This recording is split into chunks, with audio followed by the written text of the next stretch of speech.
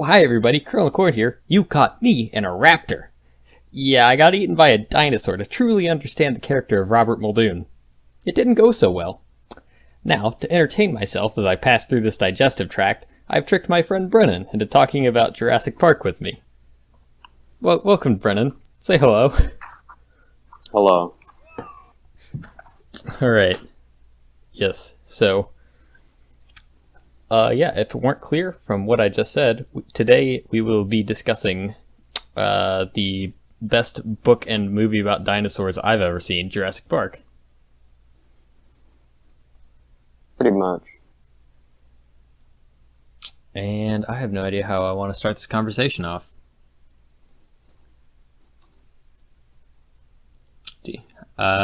I guess we could start by clarifying, for those who don't know, that Jurassic Park was originally a novel by Michael Crichton, and then it was adapted into a movie 2 years after being published. And so to begin, I guess we'll list the key differences between that, which is, I think the biggest difference is in the very beginning and the very end of the story. Where, because at the beginning of the novel, there's this whole business in Costa Rica where there's already dinosaurs off the island making some minor trouble in Costa Rica. Specifically, some Compsognathus? Yeah. Yeah.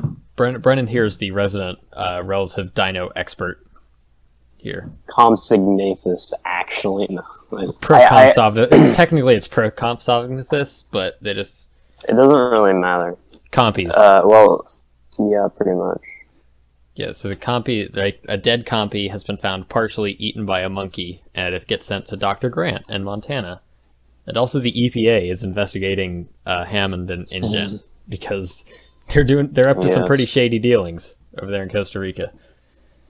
And then also at the very end, instead of everyone just leaving the island, with the dinosaurs just left to their own devices, the Costa Rican military comes in and firebombs the whole thing. Which I didn't know the Costa Rican military was that well equipped, but we're just gonna skim over that. Just gonna skim over that. Yeah. So what was the main message you got out of Jurassic Park? Out of Jurassic Park? Yes, like as a whole. It's kind of like, I feel like this, even though the movie and the book are completely different in a lot of ways, they still have the same message to me, which is just because you can do it, don't. That doesn't mean you should.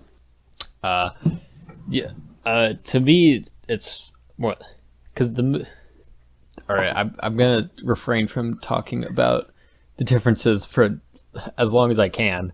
It probably won't be long, but for me, the main message was that you just can't imitate or control nature. Life finds a way. Yeah.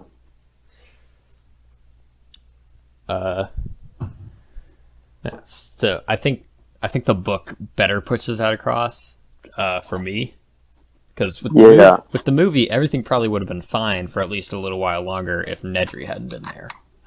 But in the book, there was already like a breeding population of dinosaurs loose on the island. Yeah. So it's just simpler for a general audience to understand with the movie. Yeah, it's much. They were already pushing the audience's brain pretty far. It's like my opinion on the Lord of the Rings movies. I probably would have preferred like a 1-to-1 adaptation, but it would have been a worse set of movies because of it. Definitely. I want to see Tom Bombadil on screen. Let's see what... the second book and film. I finished the first book like yesterday, 2 days ago. Yeah. And I've kind of started the first one. You can tell that it's definitely not. It wasn't planned from the beginning. This was not meant to be a series or duo of books from the beginning. but it also wasn't something that he just wrote over a long weekend just to, like, get a cash grab in. He did put some thought into this. Yeah. But I like how I said earlier, if you, like, when you just read, like, the first couple, like, I mean, like, if you just read them, like, together, it feels like, it's like, so, Crichton wrote the first book, and then by the way, Spielberg made the movie. We're just gonna assume that everyone here has at least seen the movie. And yes. So if you haven't seen the movie, shame on you and your bloodline. Watch it right now. This is officially a detailed spoiler warning here. We're also going to be talking about the books. If you've seen the movie, you get the gist of the book. I still recommend reading it. Heavily recommend reading it. I think Barnes & Noble is currently selling it and its sequel as, like, one book for $25, and it's a really nice edition. Yeah. But yeah, so you've been officially warned. Indeed.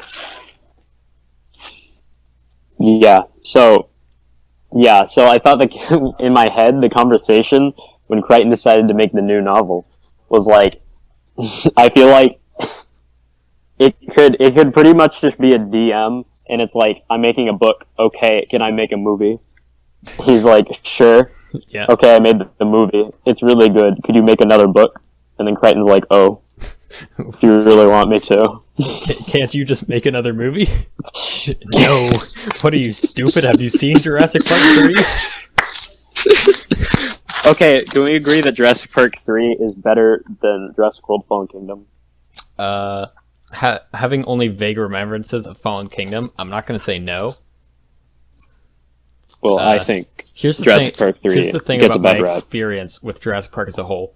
I've only seen 2 of the movies, and I saw the third one first. You saw the third one first. Yes. That's a problem. And then the first one, and I still haven't seen the second one. However, I have played the Lego game of this second one.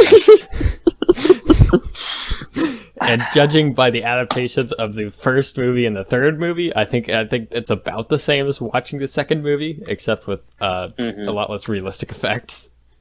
And also no one technically dies, but you can definitely tell who died. It was the people that went to the island. That's who died. Yeah, pretty much all of them. Except for the ones you meet first.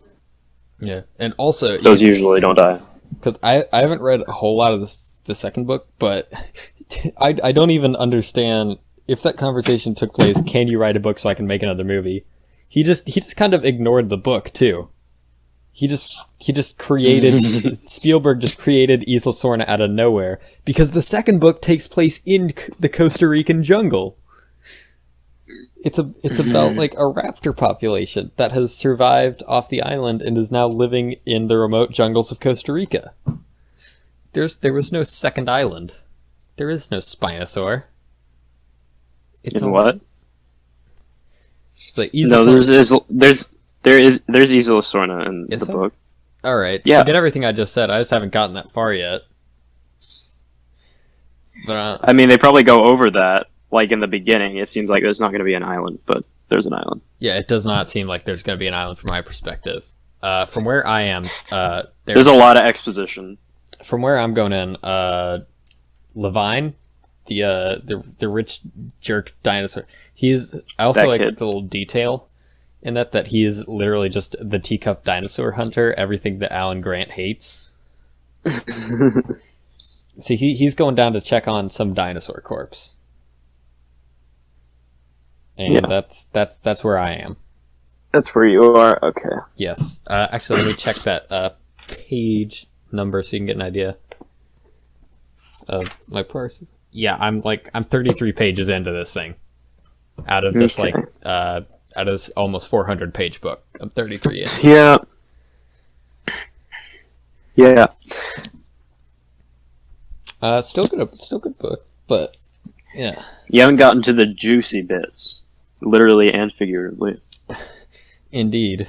I haven't even seen the corpse yet. They're just going down in a helicopter where I left off. Yeah.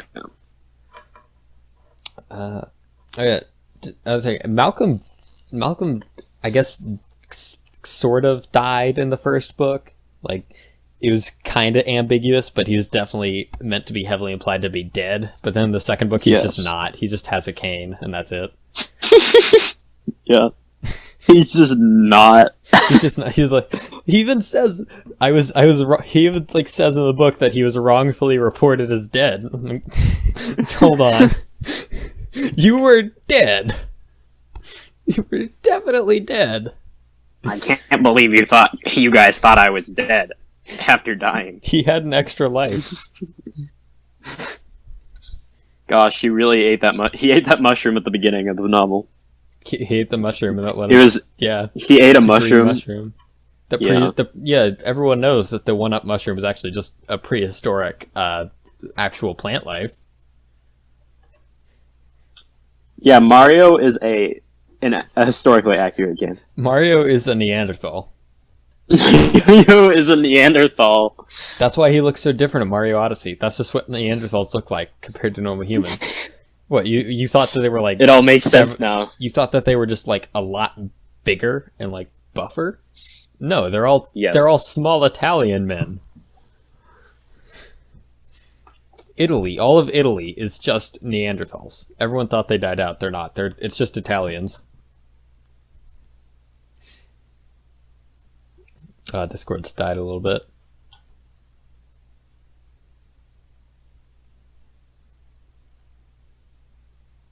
Hello? I said work Discord. That was yeah, that was a Discord command, died. not okay. I was having a conversation with Discord. Like, you better work right now. I just kind of give up and wait for it to come back on. You gotta trash talk Discord. Yeah, you gotta threaten it. Don't make me get Task Manager out. You know I'll do it. I'll do it. You know I'll do it. I've done it before. I'll do it again. You've gone this far. I know the key combination. Just Control-Shift-Escape. That simple. It really is. All right. The varieties of dinosaur. How many species are shown in the movie? In the movie? Yeah. Like, I think it's like maybe 6 5. on the outside. Yeah, it's like 5. There's Stego, Tyrannosaurus, Triceratops, Brontosaurus. There's not a Stegosaurus in the movie. There's no Stegosaurus? Oh wait, no. Yeah, there's no Stegosaurus. There's Parasaurolophus. Alright. But it's in the background. So you got those curvy headed dudes. Curdy headed boys. The Stampede my boys. favorite. The Stampede boys. Yeah. Yeah, and then there's the raptors, and so yeah, that's like 5. But there's a bunch. There's 15 species in the book, and not nearly. Yeah. Oh yeah, there's Dilophosaurus too, so there is 6 in the movie. But in the book, I think considerably less species like actually appear. Well, not considerably. They're like 1 or 2 less actually like appear and interact directly with characters. Yeah. Or at least different ones, but there's 15 species in total. Let me see if I can find one of the listings. Oh, and do we want to discuss that PDF I found of Jurassic Park? Because I do. Yes. So I figured out what it's like. It must be like a reprint after the movie, and it's almost like an adaptation of the movie to the novel, except for one thing. It's like they took all of the scenes that made it into the movie, then they went back to the novel and just rewrote those and cut everything else. Really? Yeah. Hold up. So like nothing in Costa Rica is shown at all. But the EPA interview happens, and the compy skeleton is sent to Grant, but we don't see anything in Costa Rica. And also, the entire PDF is like for a little backstory, I found this PDF online because I wanted to read Jurassic Park for free. So this is what I found. And the whole thing is like 120 pages long. Yeah. And this huge book I have, it has it at 400 pages long with like at least 3 times more words per page, too. Exactly. So we're looking at a book a 1/12 of the length of the original novel, but it's not a straight movie adaptation. So I'm just at a loss for why it was written. Why have you done this? Yeah. Please tell me immediately. It's got like some failure to answer will result in immediately destruction. Yeah. And there's also like a couple full-page illustrations of like. Oh my god! And I we had an entire conversation before we'd realized all this about what do you? I guess they're You were like, I guess they're technically illustrations. There's like some graphics of fractals and such, and that is what's in the actual book. But this one had like actual quality illustration. Like, I have never seen what you were talking about in my life. The amount of times I have read these books. No. Yeah, no, you were entirely right. Like, this stuff is not in the actual books. This is... It completely baffles me why such a thing exists. And also, like, all the iteration things and all the, like, subheadings within them are just gone. It's all just, like, chapter 1, chapter 2. And they're named chapters, like, the consultants... Or some of the chapters are named the same thing in the books. Yeah, because in the books it's like it's either like the most prominent part of that little chapter, or it is like where you're gonna start off the chapter from, like control or in the park. Yeah, to kind of like set the scene quickly for you. Yeah. So that PDF I found, I'm going to keep it around just because it's... I want to remind myself... For blackmail? For blackmail. Yeah, if I ever just need you to do a video immediately, I'm going to threaten to send it to you. No. A fate worse than death. I was reading this weird Jurassic Park PDF.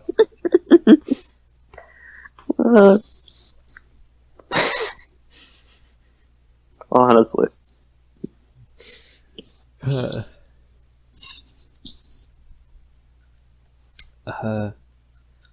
yeah, and the other thing that Nedry was like, I tell you one thing in the book, I just hated Lex in the book. She was completely useless, and it was like, they mentioned because the ages are fairly like swapped. From the movie to the book. It's swapped. Yeah, so Lex is 8 years old and Timmy is 11. But like everything that made Lex useful in the movie is all just also Tim's thing in the books. Mm-hmm. They switched it. Not necessarily because Tim was like all right in the movie. Tim was like, he wasn't useless. Like he at least like kept his head and whatever, and he had the night vision goggles. But in the book, he's also got the computer stuff going for him. So what we have left of Lex... Well, he doesn't have the night vision. He uses the night vision goggles once in the movie as like probably a nod to the book, but they don't actually use them in the movie like they do in the book. That's also me remembering the video game, the Lego game, because that's a... Oh, did he have that as like an ability in the Lego game? Yeah, like some people have... Like Malcolm has flares to light up dark areas, and Tim has night vision goggles. But anyway, yeah, so Tim in the movie was like at worst useless, but like at least he didn't impede everyone else. But Lex in the book, she's like screaming, panicking, complaining all the time. It has absolutely no sort of perspective on the whole thing. And it was most of the way through before I realized, wait a minute, this is a realistic depiction of an 8-year-old girl being chased by dinosaurs. About to say. But it doesn't make a very likable character. I mean, realistic characters usually aren't likable, so yeah. That's why I'm reading a fiction book.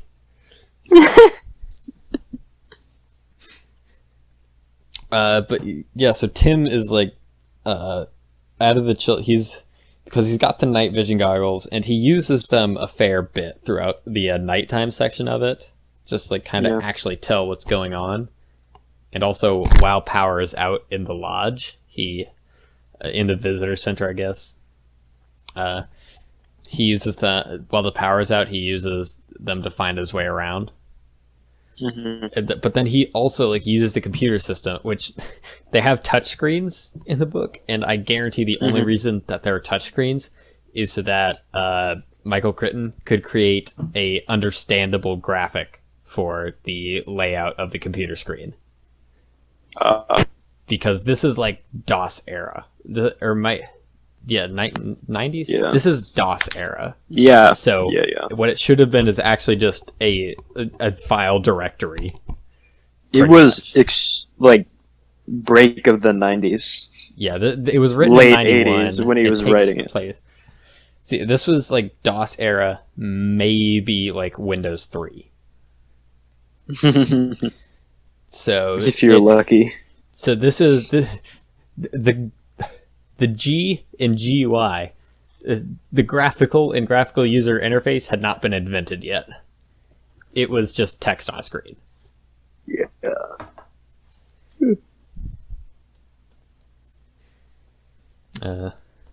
The T-Rex breakout in Jurassic Park book is much better. It's much. Even though that's like the best part of the movie, it's like one of my favorite parts of the movie. But I like it in the book, like a lot more. Because in the book, there's not only the one T-Rex, but there's also the juvenile T-Rex. Yeah, there's the small T-Rex that gets bullied by the bigger one if they ever come into contact. Yeah. So you get T-Rex in stereo, more or less, as they're traveling through the park to escape. Because the whole point, like the second half of the book, is spent with Grant and the children trying to get back to the lodge visitor center from the south end of the island, where the T-Rexes and all the escaped animals are. And so they've got the two T-Rexes chasing them down, and then later when they get to the lodge, they have the velociraptors, which are, I think, far more terrifying than in the movie. Yeah. In the movie, they're pretty scary. But that's probably because they still don't do much in the movie. Yeah. The T-Rex which sounds dumb, but compared to the book, they do a lot more in the book than I think they do in the movie. And I think the movie kind of like makes out the dinosaurs, at least the T-Rex, to be more of like villains. Meanwhile, the point is more or less driven home in the book that these are just animals that we have foolishly brought back to life. They're threats. They're threats in the book. They're not villains in the book. Yeah, they're just like threats. They are animals doing what they do. Which is... Yeah. So yeah, you've gone over like your favorite part of the movie was the T-Rex escape. What's your favorite part of the book? The favorite part of the book? Yeah. When they're on the river, the T-Rex waterfalls. Oh, that was a good scene. Yeah. That was supposed to make it in the movie, but they didn't have the budget for sure. They didn't have a budget to turn off a waterfall. Oh my god. There was a lot that went into that scene. Also, I don't know how they would tie that in like they did in the book. So yeah, because the river was like the main that whole route sequence. That whole sequence is fun. In like the before part where there's the Dilophosaurs in the trees. In the trees. They're in the trees. They're in the trees. The dinosaurs are in the trees. Sun starts playing. Instead of Fortunate, but it's a Vietnam movie. Yeah, can we just like replace Fortunate Son as the Vietnam theme with Welcome to Jurassic Park by John Williams? Just as the helicopters come in. That's not the original park theme though, is it? That's like Jurassic World's theme. That's a Welcome to Jurassic Park. It's not the Jurassic Park theme. That's Welcome to Jurassic Park. All right, I get them all confused because I haven't listened to the soundtrack that much. Yeah, I'm not a real dinosaur fan. Gosh, that's what I've invited you here for. If I want, I mean, I could easily make a fool of myself for an hour, but it's a lot more fun to do it with a friend that isn't making a fool of himself. I guess that's true. Hey, if I wanted to make a fool of myself, I'd just play D&D, which I do. Got that one down. Yeah. Harnesses. Let's see what else. All right, my favorite scene in the movie. I'm not sure. The T-Rex is I don't know if it's been too long since I've watched it to really like distinguish a whole lot out in my head, but the only thing I really clearly remember is that final shot when dinosaurs ruled the earth. Oh yeah, which was that is a good part. That's very the best frame. The best frame of the movie is is that part. Yeah, where the T-Rex is roaring while the. Yeah, I agree. That is the single best frame of the movie, because it perfectly like sums up the entire preceding hour and a half of film for you. Exactly. More like 2 hours. Yeah, 2 hours. Whatever the runtime of Jurassic Park is. It's like 2 hours and like 3 minutes. Yeah. Of the book, my favorite portion of the book is the checking for 300 animals scene. Oh. Which just because of the like little plot twist, I was still expecting it to be a little closer to the movie. So this was a huge twist for me specifically. The way they keep track of the animals in the book is through motion sensors that can detect and count up the different species of dinosaur.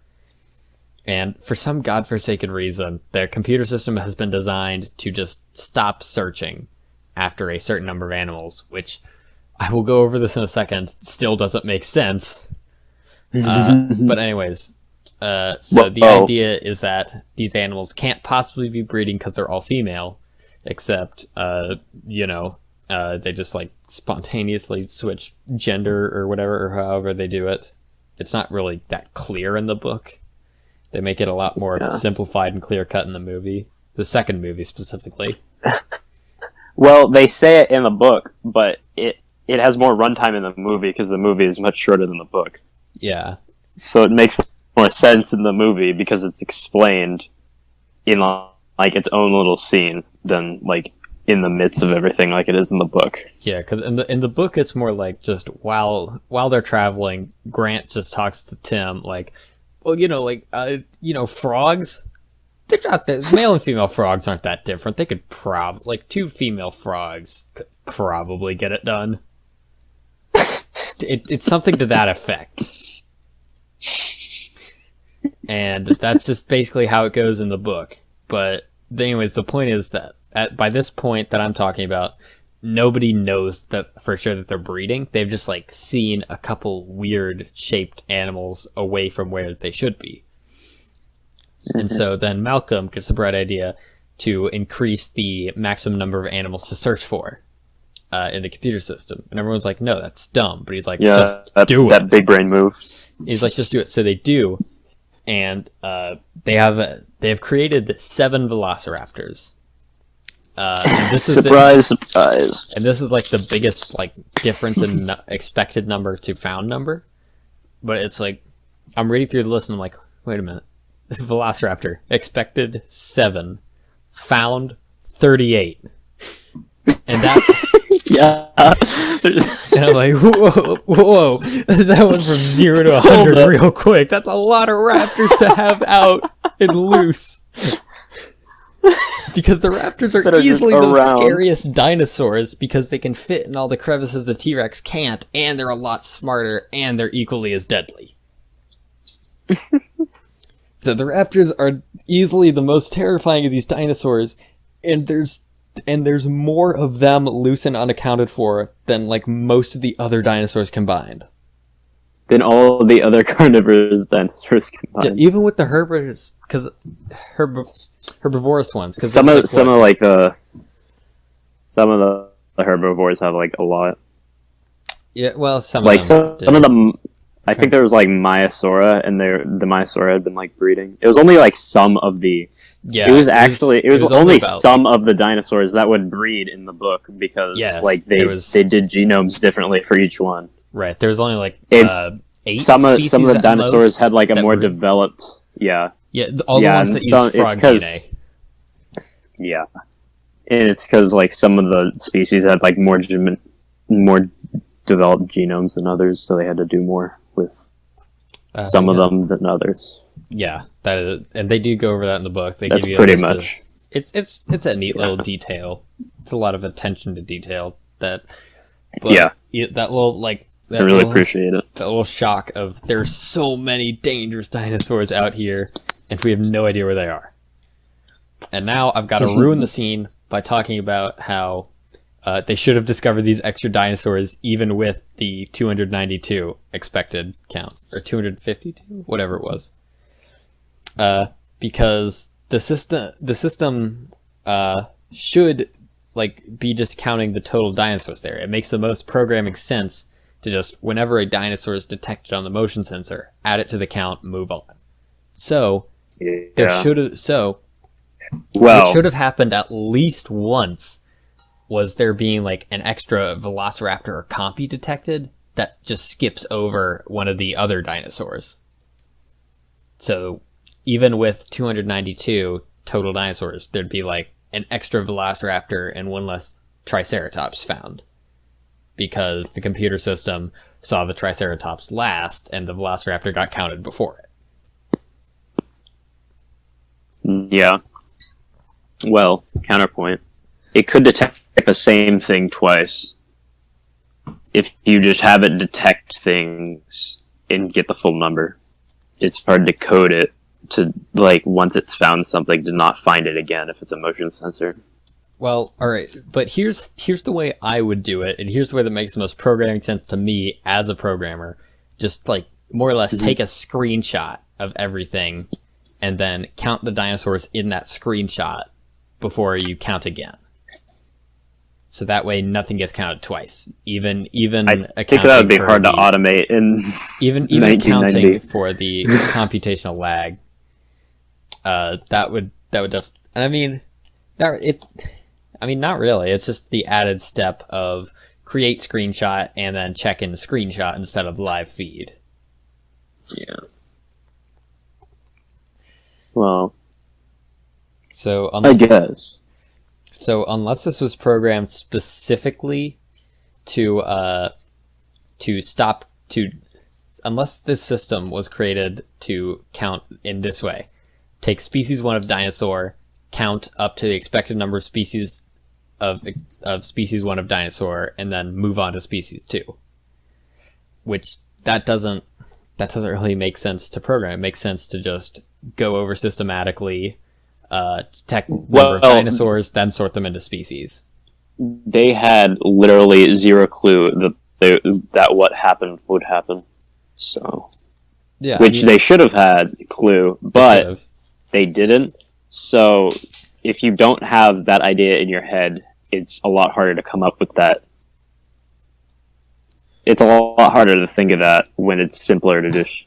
Because I think they're more worried about a dinosaur going missing than a new dinosaur being added. 100%. That they even said that in the book, that they were very much focusing. The expected change in numbers, if any, was a decrease, not an increase. So that's specifically why the computer stops counting after a certain number of dinosaurs. It just saves computing time, and there should be no reason for there to be more dinosaurs. They were wrong. Oh, and also, like, if a dinosaur does die or is sleeping or stops moving, it doesn't get counted. That's a stated fact. Like, if a dinosaur isn't moving, it doesn't get counted. So if in the interim when dinosaurs are sleeping, wouldn't the extra nocturnal dinosaurs, like the raptors, get counted as extras? That's a good question. They don't really explain how the motion sensor works. They just say that it does. So. It just works. Yeah. But, I mean, it's a great scene in the book. It's my favorite scene in the book. It has that really good feel to it. But it just doesn't make a whole lot of sense when you start thinking about it too much. The rest of the book holds up considerably better to thinking. Yeah, I guess. This book does have a fairly obvious target audience, which is people already familiar with dinosaurs and biology to an extent. Yeah. Because there's a few things that are like briefly summarized about the book, like different real world events that people might not understand. And I can't think of one of the major ones, but I mean, stuff like basic computer programming. And I mean, basic for the time. It's obviously completely outdated and not taught now. But like the sort of basic structures of computer programming and is it the Manhattan Project are both like briefly summarized in there. But the Piltdown Man, this hoax that's fairly famous among biologists and no one else, gets no explanation. I had to look that one up myself.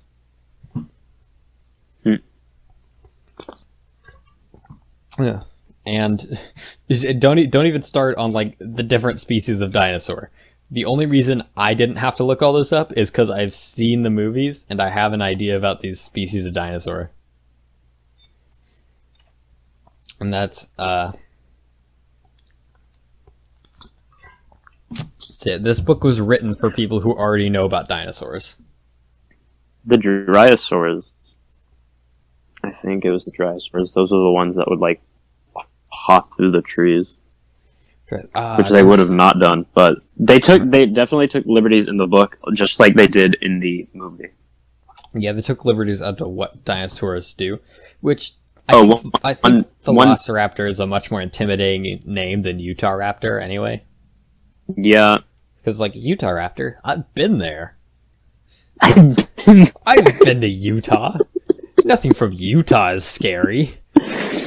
Hey, no, that's scary. But Velociraptor, I haven't been to Veloci. Where's that? I don't know it's there.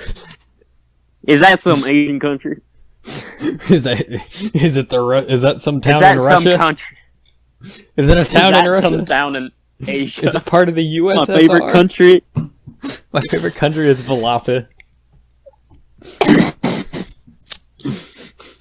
Of course. Everyone knows Veloci.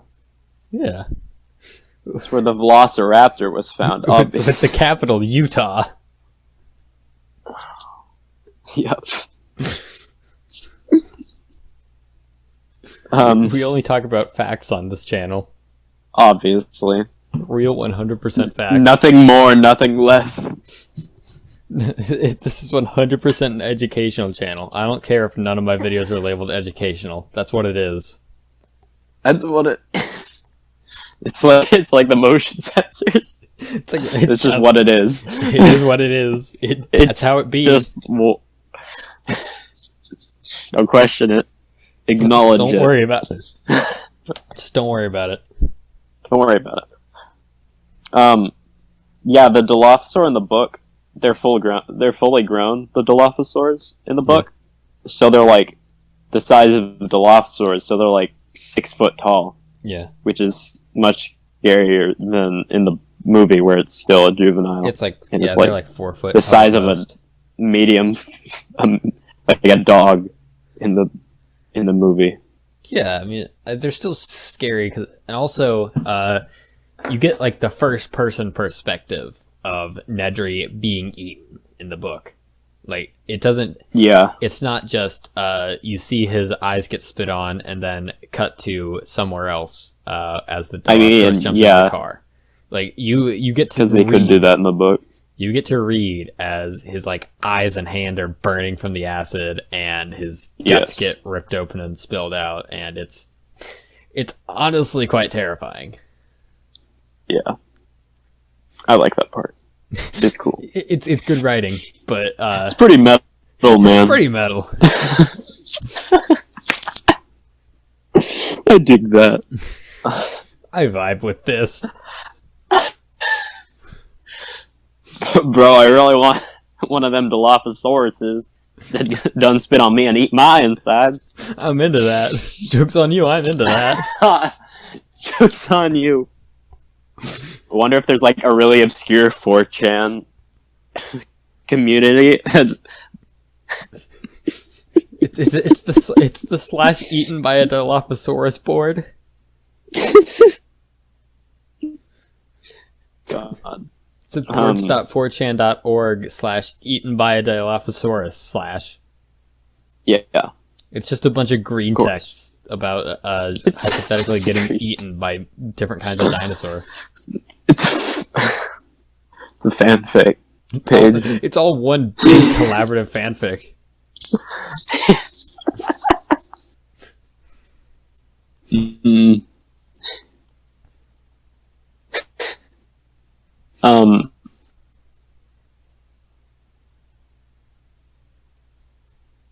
I thought I was gonna think of something, but I didn't. I hate when that happens. Just, hey brain, give me a thought. No. I'm good. I'm good, man. Thought machine broke. Thought machine broke. Me whenever someone asks me a question. Thought machine broke. No thinking anymore. Lost privileges. We don't do that here.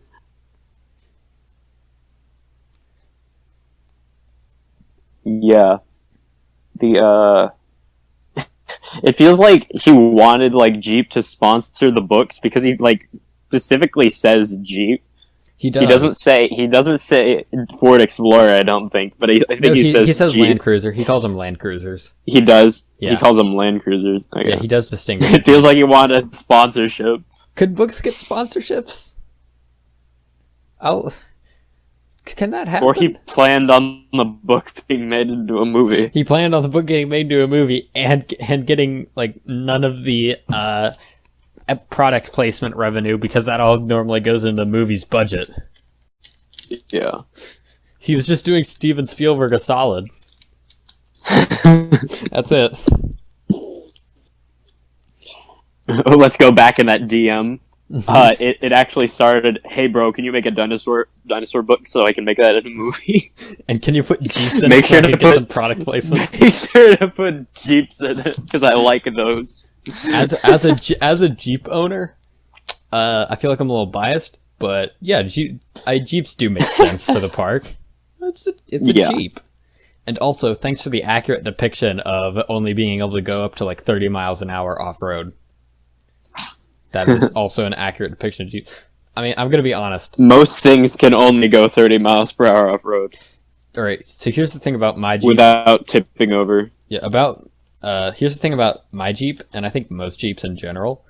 The speedometer goes up to 100, but you can't get there. Mm-hmm. You can't go to 100 miles an hour. No, you can't get there. Like, fun fact, a Jeep Wrangler is less aerodynamic than a Lobster. Like, once you get up to about, like, 90 miles an hour, the wind resistance just doesn't let you go any faster. If you're on a flat road newer with ones no are wind, better. If you're on a flat road with no wind, you can get up to, like, 90 miles an hour.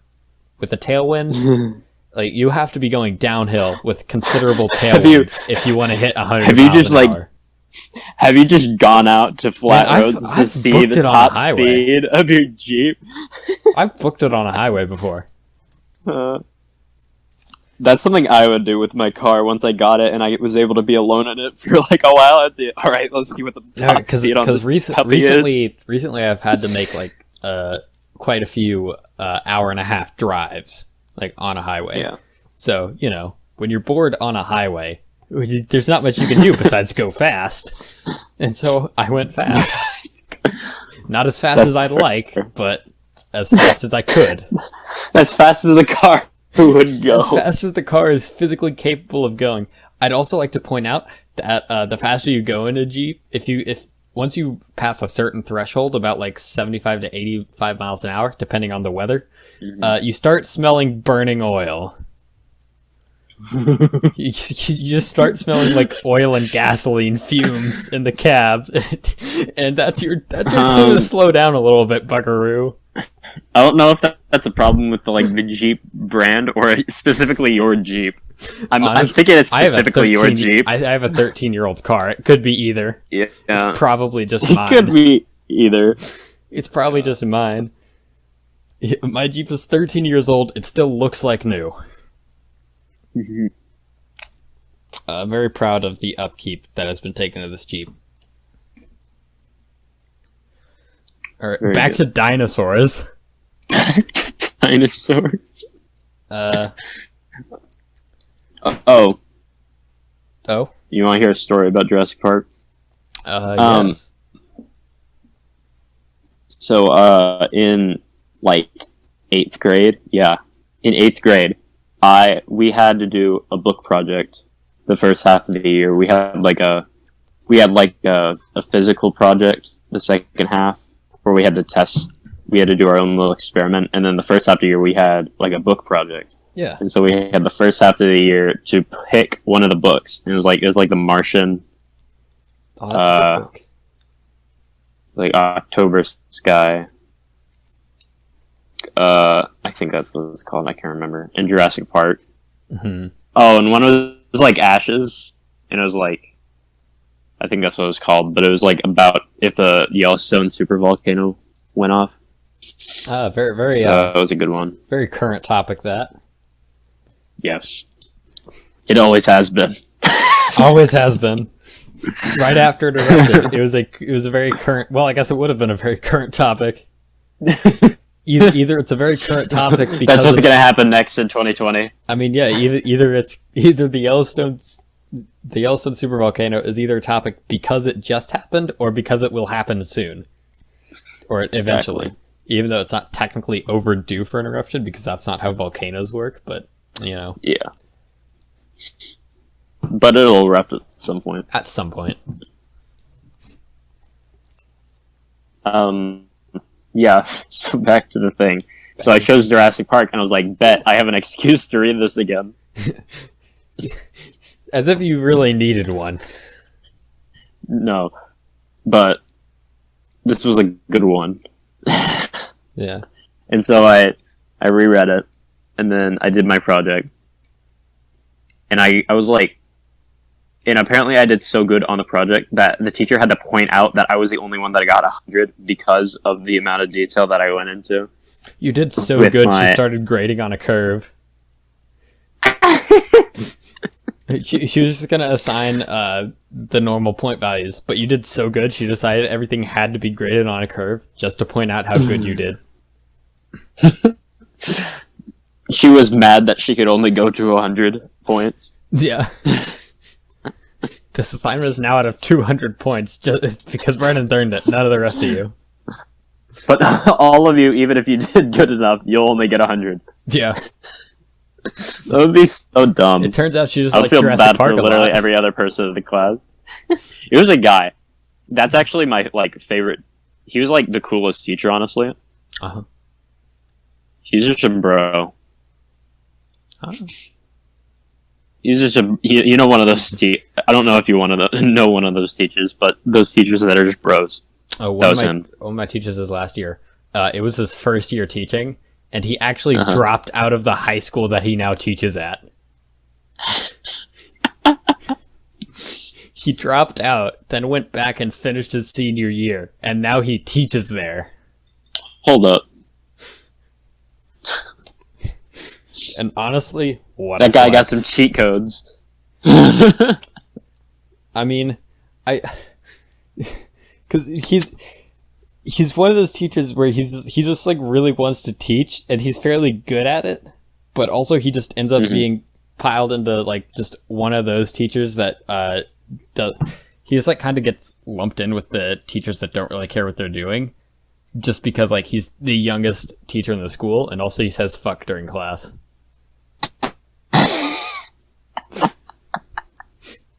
Pro gamer. Pro gamer.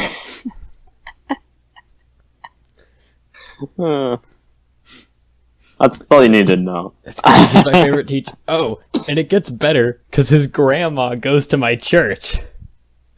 So if I wanted to report this guy for something, I can skip the principal and go to his grandmother. the real top. The real top of the hierarchy is just your teacher's grandmother. It's over the president. The very concept of this teacher. His name is Mr. Winger. The very concept of Mr. Winger to me is a massive meme.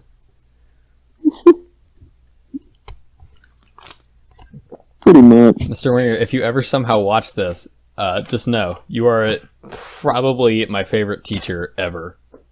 Not even because of the things you taught, just because of the things that you are. It's because of you. Yeah. In terms of the teacher that probably taught me the most, which apparently this is what it's about. The podcast is about now. Teachers. Teacher that taught me the most was probably like my 7th grade world history teacher. But all right, I've got a little bit of a lightning round here for you, Brennan. Okay. So we're at about 52 minutes into this podcast. And with however much time it takes, I want you to describe the entire Jurassic Park franchise. Just go through the whole thing to the best of your memory. Like the movies or the anything books? And everything you want to. Anything and everything. Yeah. I will be taking notes. The movies have like more lore than the books do, because the movies are like more involved than the books, even though there's less content there. Yeah, I mean, get going, man. The timer's ticking. All right, here we go. This is a lightning round.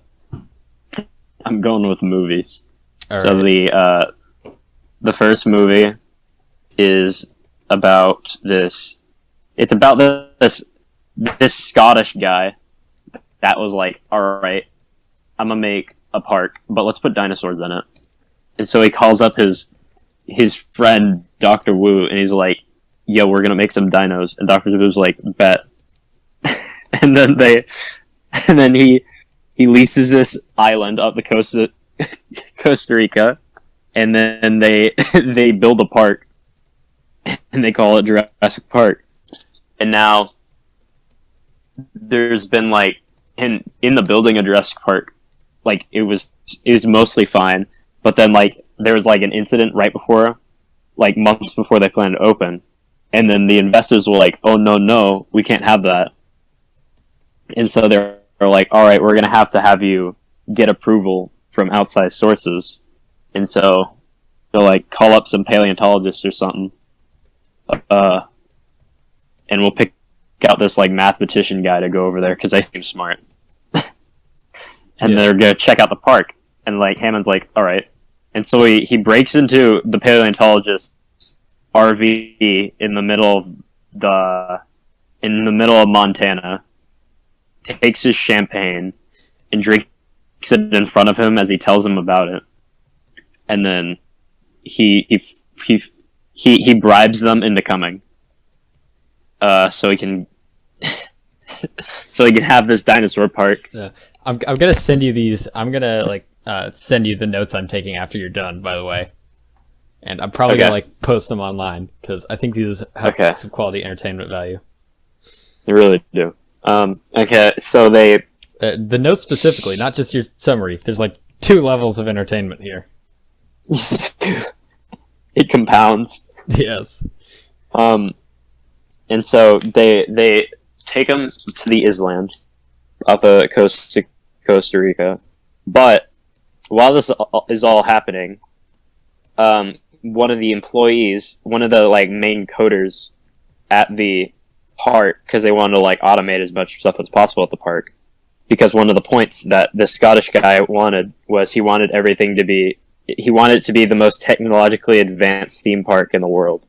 And so to do that, he wanted the keep in mind this is the 90s, so you can't just like automation had like a point, but it was still like enough to seem fine back then. But yeah, the coding guy gets approached by this other company, BioSyn, and BioSyn's like, which is another InGen is the company that John Hammond is a part of that are making the dinosaurs, but BioSyn wants to do the same thing. They just don't have the genes from the dinosaurs. They don't have the genetic code to make the dinosaurs, and so they just talk to Nedry, and they're like, Nedry, if you get us the embryos, then we'll give you a lot of money.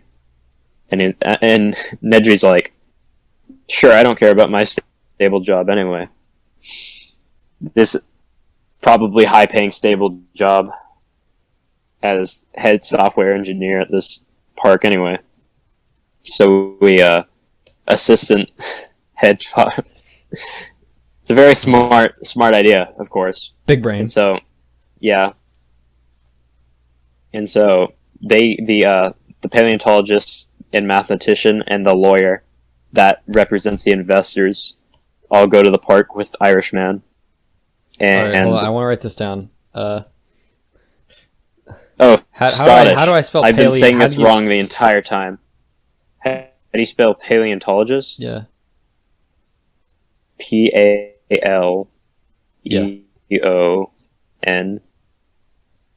All right, I think I got it from here.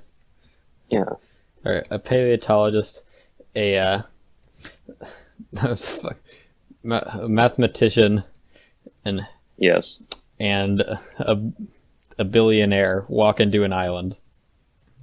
Yes. He's Scottish, not Irish. Let me apologize. Yeah. It's Scottish. I'm dumb. Not billionaire. It's Scottish, not Irish, which is completely different. A paleontologist, a mathematician, and a Scot walk into an island. Pretty much.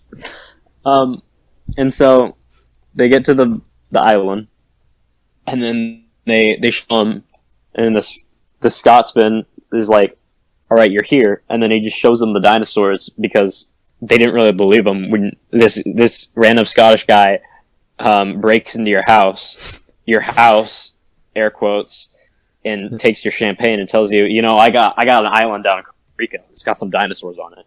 They're not going to really believe that. So he shows them, and they're like, whoa, that's cool. And so he takes them into the lab, and he's like, all right, I'm going to show you how we do it. And he does that.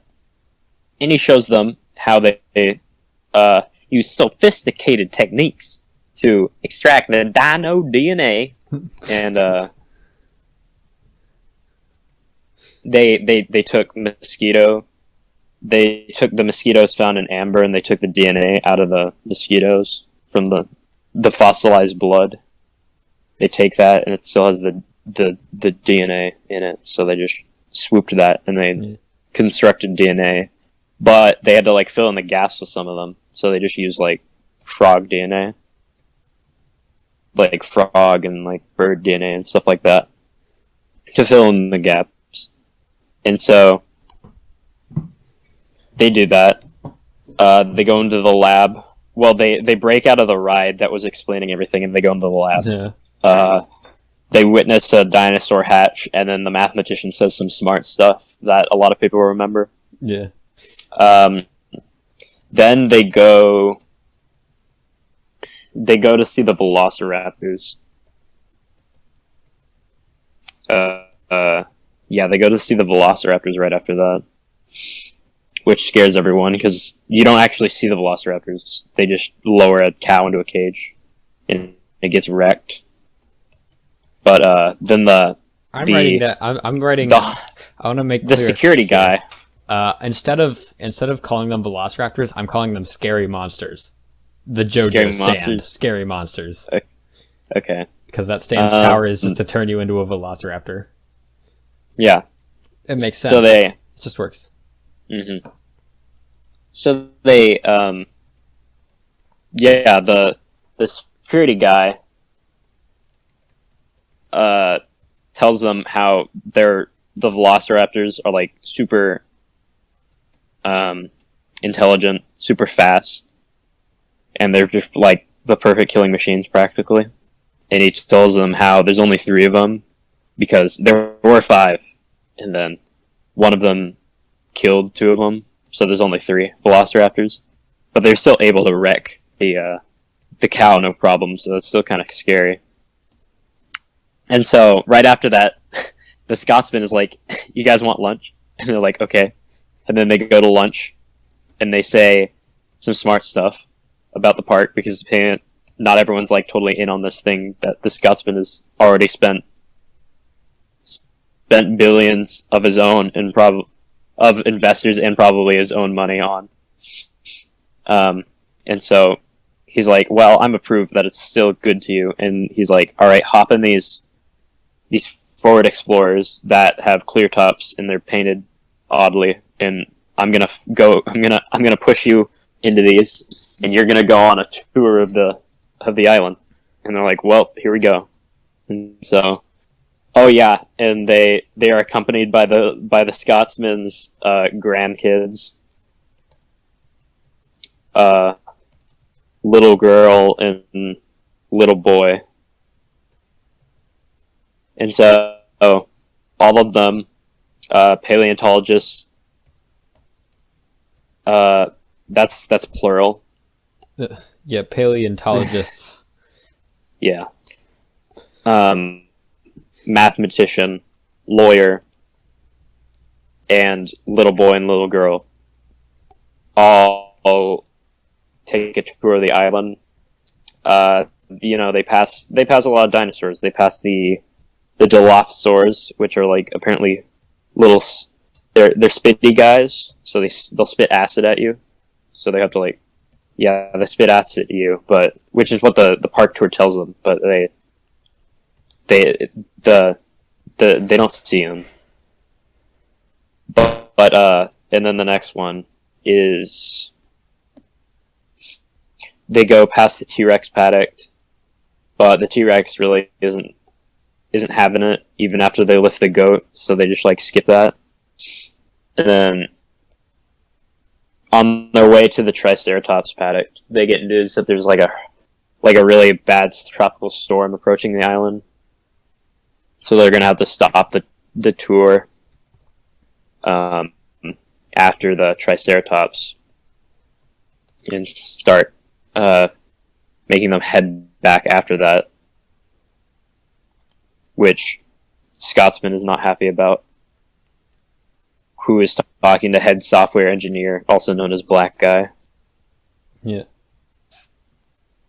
And so they get to the Triceratops and they say some smart stuff in the car.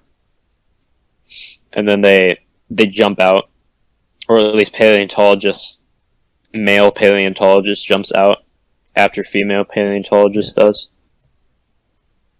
Wait, no, it was male paleontologist jumps out after he sees Triceratops, and female paleontologist follows suit, and then everyone ends up jumping out of the cars just to go see the Triceratops, who's sick, so it's just sitting on the ground. And then the vet has no idea. He's an incompetent dinosaur veterinarian. I mean, practically. To be fair, he is the best dinosaur veterinarian in the world at that point. I mean, being but the paleontologists are able to do a better job than he is. All right, so he was until someone else gave it He a try. was until female paleontologist just owns him and tells him exactly what's wrong. But he's too prideful to accept it. But they decide that they have to go because of the storm. But female paleontologist says she'll stay with vet guy, and then male paleontologist, kids, lawyer, and mathematician get back in the cars. And then the tropical storm starts going over the island. It turns to night at this point.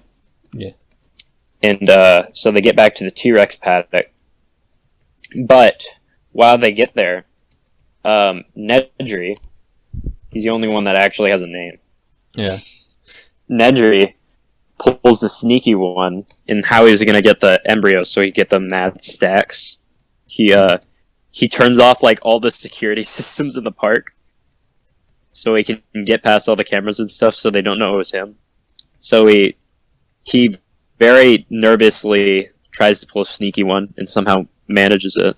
Turns off all the security systems as the park immediately, as the practically turns off the power to most of the things in the park. Which turns off all the electric fences, unlocks all the doors, stuff like that, turns off the cameras, that sort of stuff. And so he breaks into where they store all the embryos, he steals them, and then he hops into a jeep, and then tries to skirt to the docks before the ship leaves because of the storm. And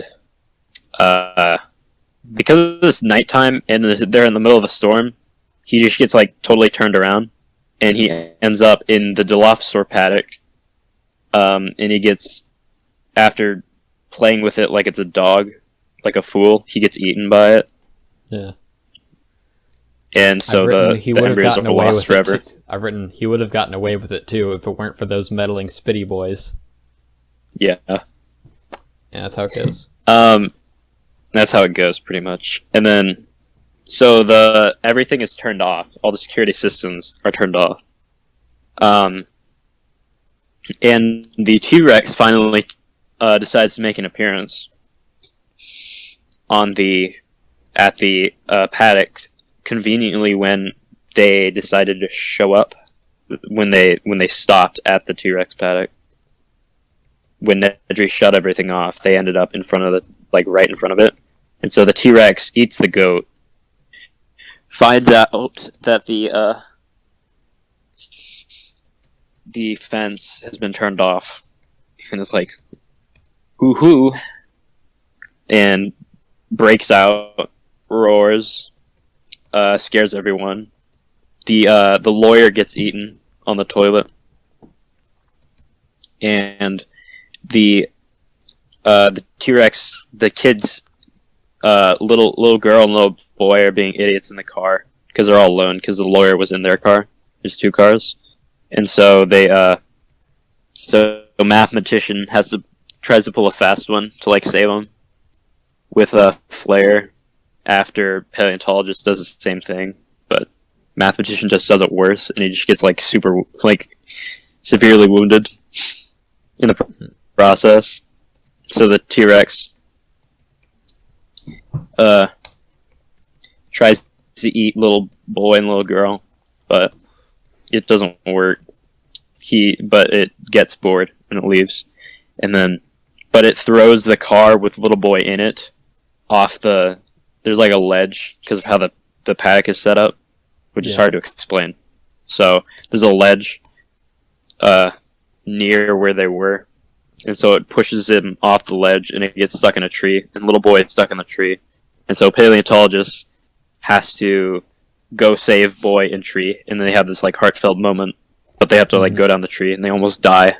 They narrowly escape death from falling car. So they do that, and after that they leave to go find their way back to the visitor center, or at least the place that everyone is that's still left on the island. Yes. Lady, female paleontologist and veterinarian go back. Veterinarian is never featured again. Yeah. They go back to the place where everyone is. She talks to black guy, Scotsman, and security guy, and they conclude that they aren't going to be able to get everything back running from where they were, so they have to go out and do stuff. But she's like, but Scotsman's like, he tells the security guy, get my grandkids back, and he's like, okay. And then female paleontologist is like, I'll go too. And so they go, and they go to the T-Rex paddock, which male paleontologists and kids are no longer at. But mathematician is there, and they find mathematician, and they get him in the car, and they like bandage him up and stuff. But the T-Rex didn't really leave, so the T-Rex comes back, and then they have this just chase scene with the T-Rex where mathematician says yet another iconic line, and they lose the top to their thing, but the T-Rex pulls off because the Jeep was able to outrun it, apparently. Apparently. Yeah, they couldn't in the books. They didn't even bother trying, but in the movies, yeah, you're good.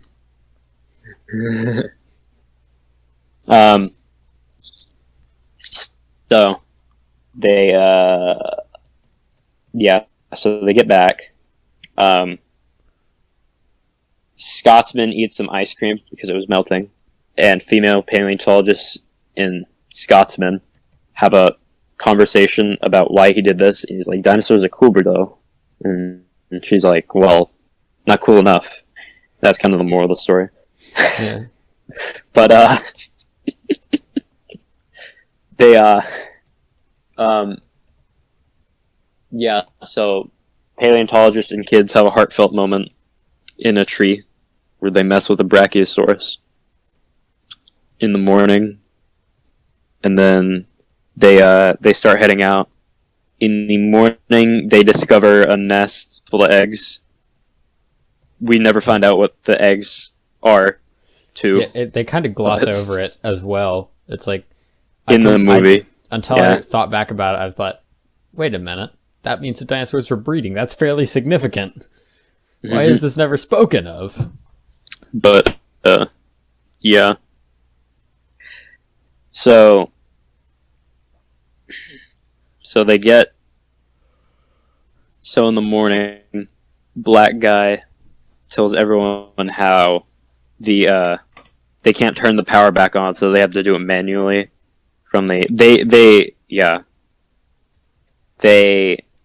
He tells them how he doesn't know how to get it back online, but Scotsman is like, can't we, security guy is like, can't we just turn off everything and turn it back on?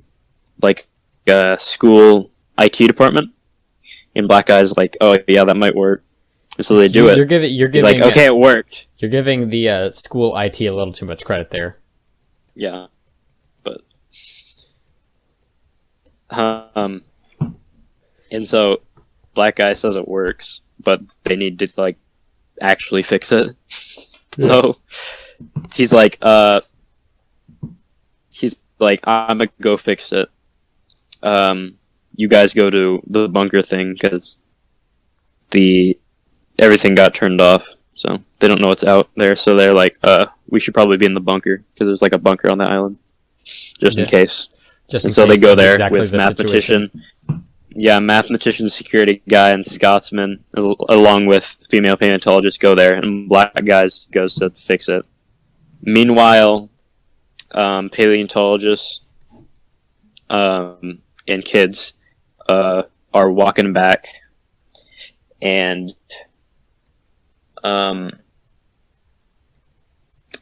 they see some gallimimuses, but the T-Rex is also there, and it eats one of the gallimimuses. So that happens, and then they go back. They get to a fence, and they get to a fence. Well, female paleontologist and security guy were like, okay, it's taking black guy too long to get back. There's something wrong, and not everything has been turned on. He hasn't fixed everything yet. And so, we're going to go out and see if he's okay. And so security guy and female paleontologist go out to go fix it. Find out if black guy is cool or not. And so they get there. But turns out the raptors got out because they turned literally everything off. And so the raptors got out.